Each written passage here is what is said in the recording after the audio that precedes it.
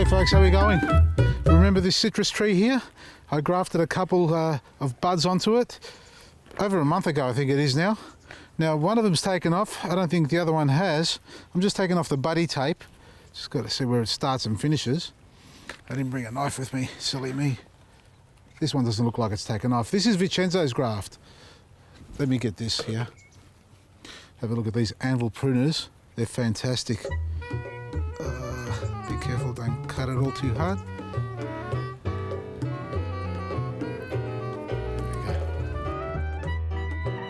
I can't see what I've done there. Is that taken off? Is that just gone black on me? It's healed over, but I don't know if it's going to grow or not. But that's Vincenzo's cut. You can look that up on our previous video productions that we've done. It's on YouTube and Facebook.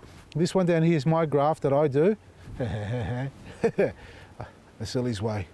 Now they both work, because I've seen Vincenzo, he had about 22 from memory varieties growing on his tree. Now I'm just taking this one off so I can see underneath it. I'm going to oh, what have I done? I've broken it off. You silly bugger. See what I've done? It's alive. Oh God, who knows if it's alive now? You're all probably cursing me now, laughing. Yeah, good on you. All right, well, I'm just going to tape that up again. From my excitement, I rushed it. And be careful, because that's what happens. The bud was pushing into the buddy tape, and it fixed itself in it, and it sort of pushed into it so hard that it became wedged into the tape, and as I pulled it off, it just peeled it off because it was so succulent. It's alive. It's very much alive. I don't know if it's going to grow now. Anyway, nah, that's dead. It's healed over, that's fine, but it's dead. It's gone black, hasn't taken. So Vincenzo's one didn't work this time. My one on the other side, down here, has worked, and the bud is up in there. That's about to push through, so that's fine. I'm going to cover it over to protect it from the cold weather. And this is buddy tape. Have a look at it. One little piece, and it stretches all the way around like that. We just keep wrapping it nice and firmly. So just going to protect it. I'm not going to bother with the other one because the other one's died off, but at least we've got the one graft. Now, citrus trees. For the warmer parts of Australia, citrus gall wasp. It is active. It's going to become active this time of the year, and now's the time to start protecting your trees. You need to get yourself some CGWS, Citrus Guard White Spray. It's the one with the added seaweed fertilizer in it, so you're going to actually feed your tree at the same time as you're protecting it. Now, if you don't know what citrus gall wasp is, and I haven't got any on this tree here, thankfully, but I'm going to protect it because it'll get onto it. And what it is basically swelling of the branch. So along the new growth, and that's what it's attracted to. It'll swell out because the actual wasp, adult wasp, lays its egg just beneath the skin surface there. And as those eggs grow or become active, the little larvae inside feed off the sap flow, and that causes a callus to develop on the branch, and that's the swelling that puts a lot of stress on the tree. And if you leave it unattended and allow it to actually populate all over the tree, you put enough stress into the tree where it'll start dropping its leaves, going backwards, and eventually die. So you need to spray it, and the best way from our trials that we've done is CGWS. So I'm going to spray this tree with this. It's safe for your fruit, it's safe for your tree, and especially after you prune, because you'll attract the insect to the new growth.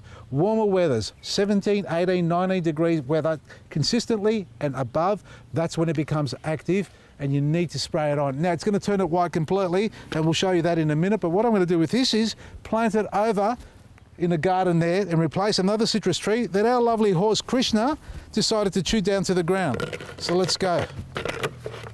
Have a look at this. I can't remember if it's a grapefruit or an orange. I think it's an orange tree, but look at it, all the teeth marks. Now this tree was this tall, and our lovely horse Krishna decided to eat it. Now I dare say they're rabbits. Oh, really, do I need a shovel for this? Oh, look at, that's gone. Poor sucker. Oh, nice and wet, aren't we? It's like a vacuum cleaner. Oh, you're kidding me, look at that.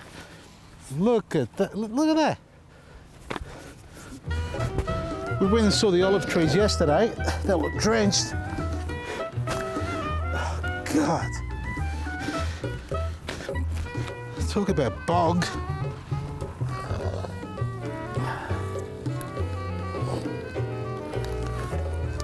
which part of this is roots, and the rest of it's just weeds.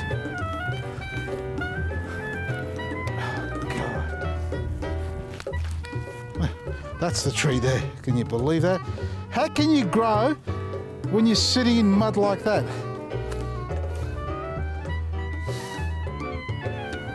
I don't know. You know what's going to happen now? I'll tell you what's going to happen.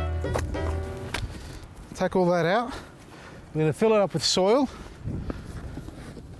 And we're going to plant it on top. Literally on top of the ground. I'm going to stake it up so it doesn't move. Fill it up with soil, then we're going to build a little box around it like we did with the other citrus tree over there. Because there's no way in hell that this tree is going to survive here. The orange tree over there is okay, that's sort of holding on.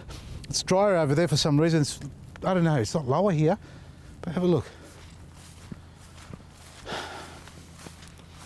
This has copped nothing but rust. Because it's just windy, you know, at the calmest times of the day, it's still, yeah, wind, there you go. I said wind and it's on cue. So there you are, it's got rust all over it. So we're going to spray this too, clean it up, box it up. That's what I've got to do with my citrus trees. I've just come to realise you can't grow citrus in Lethbridge. Well, I'm going to prove them wrong. I'm going to give it a go, but I'm going to raise them all up, compost them, and start feeding them up with my EcoBoost and Liquid Gold and see who's going to win, eh? Let's stake this little tree up, eh? Blows from that direction, so we put one over there. As I'm hitting it, I'm sinking in too.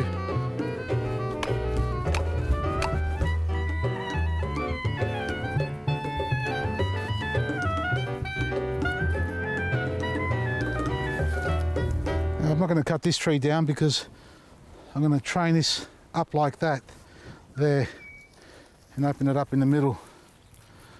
There we are. You're wondering what I'm doing? This is called aerial rooting. Not quite.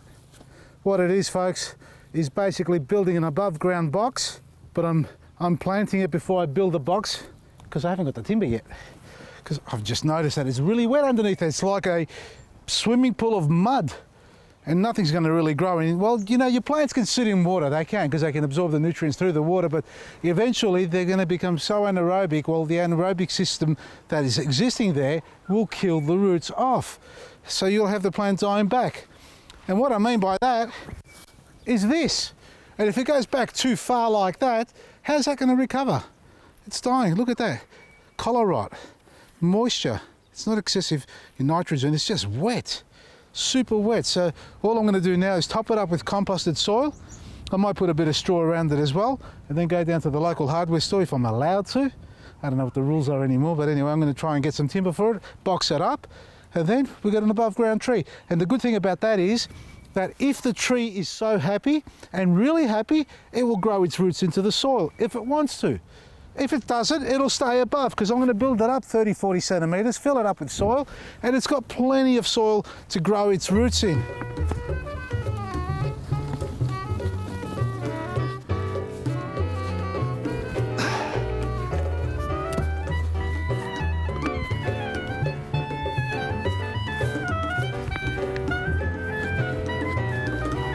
That's all we're going to do for now.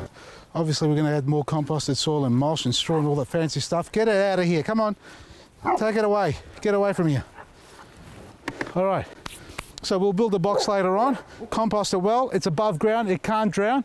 This is going to go backwards because it's bloody cold out here and windy. And that's what happens to citrus trees. But we'll wear that. Hopefully the warm weather, when it comes through, it'll be fine. So what we're going to do now is give it a good spray with CGWS.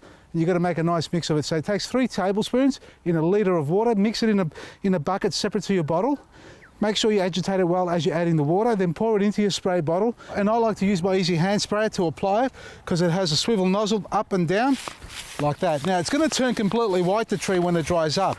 But that's what you want it to do, because that's the shield of armour that you're giving the tree to protect it especially on the new growth. Not so much on the old branches because it loves the new succulent branches. Now you can spray it throughout the year, especially during the warm weather, but do not apply it on the tree when it's in flower. So if you see the blooms coming on and opening up, that's the only time your tree is susceptible, because you can't apply the CGWS. So that's the only time that the insect may sneak onto the tree because there's no application of it. So if you can apply it now, before it flowers, it is perfect for it, and it'll stay on the tree for at least a month or 2 months. You may need to reapply it if it rains all over it. It doesn't wash off easy, and there's no withholding period on it. That's the good thing about it. It's safe. So if you've got fruit and you've applied it today, you can go in the afternoon and harvest the fruit, wash them off, and eat them.